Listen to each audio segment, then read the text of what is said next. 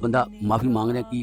طبیعت نہیں رکھتا، اللہ کے آگے نہیں جھکتا، اللہ کے ساتھ تعلق استوار نہیں کرتا، اس کو کیا نقصان ہوتا ہے کہ وہ ایک گناہ کرتا ہے، ایک کالا دھبا اس کے دل پہ لگتا ہے، لیکن اس کے بعد وہ اپنی طبیعت کے مطابق دوسرے گناہ کا ارتکاب کرتا ہے، جس کی وجہ سے اس کو دوسرا دھبا لگ جاتا ہے اور اس کا ضمیر اس کو ملامت کرتا رہتا ہے۔ لیکن وہ اگر گناہ پہ گناہ کرتا ہے تو ان دھبوں میں اضافہ ہوتا رہتا ہے۔ حدیث مبارکہ ہے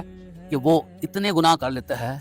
کہ اس کا دل جو ہے وہ سیاہ ہو جاتا ہے، اور اس کا نقصان محترم حضرات کیا ہوتا ہے کہ اب وہ برائی کرتا ہے تو ضمیر نامی چیز اس سے نکل چکی ہوتی ہے، جو اللہ نے فلٹر رکھا ہے اس کے اندر نیکی اور برائی کو پہچاننے کا، وہ فلٹر ان ایکٹیو ہو جاتا ہے، وہ بے سود ہو جاتا ہے، پھر بندے کو گناہ کرنے کا احساس ہی نہیں رہتا، پھر بندہ جو ہے گناہ پہ گناہ کرتا رہتا ہے۔ قرآن مجید میں اللہ تعالیٰ فرماتے ہیں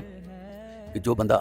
گناہ کرتا رہتا ہے، گناہ کو اوڑھنا بچھونا بنا لیتا ہے، اللہ کی طرف اپنا دھیان ختم کرتا ہے اور معافی کی طرف نہیں آتا، اور گناہ پہ گناہ کرنے سے اس کے دل میں سیاہ دھبے لگتے جاتے ہیں۔ اللہ فرماتے ہیں قرآن مجید میں، پھر اس کو آخر میں ہم مہلت ہی نہیں دیتے کہ وہ معافی مانگ لے، اور نہ ہی ان کی معافی قبول کی جائے گی جو ہر وقت حالت گناہ میں رہتے ہیں اور گناہوں کو چھوڑتے نہیں ہیں اور ساری عمر گناہوں میں رہتے ہیں، پھر ان کی معافی بھی قبول نہیں ہوتی۔